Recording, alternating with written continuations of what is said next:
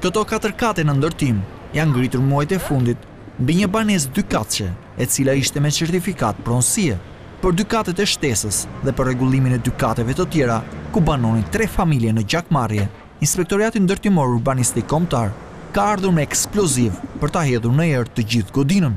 Për të realizuar shkatrimin e godinës, janë marrë 7 ekspertë gjenierë të ushtrisë, të cilët ishin pjesë e skuadrave për pastrimin e zonës së Gërdecit nga mbetjet e rrezikshme të shpërthimit. Edhe pse nuk pati kundërshtimeve fizike, Ministria e Brendshme ka vënë në dispozicion edhe 3 furgon të forcave të ndërhyrjes së shpejtë të policisë.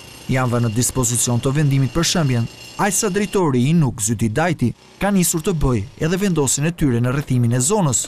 Burimet thanë se ka patur një incident mes Dajtit dhe komandantit të FNSH-s, Osman Levanaku, për shkak të urdhave dhe detyrave që ndante për policët e ndërhyrjes, kreu i Nuk.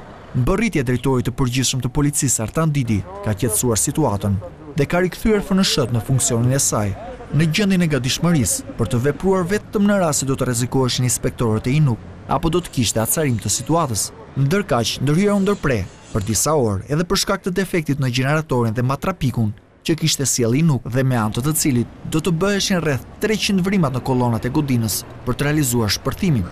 Ndërkohë, pronari i godinës shprehet i revoltuar pasi sipas tij është përdorur politika e selektimit për shëmbjen e objektit.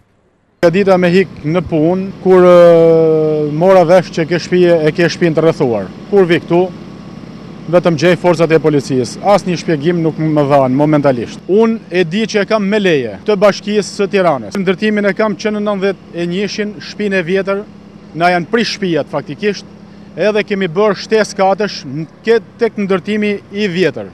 Operacioni për vendosjen e eksplozive pritet të zgjatë gjatë gjithë ditës dhe në fund ekspertët gjenierë do të vendosin për momentin më të përshtatshëm për shpërtimin.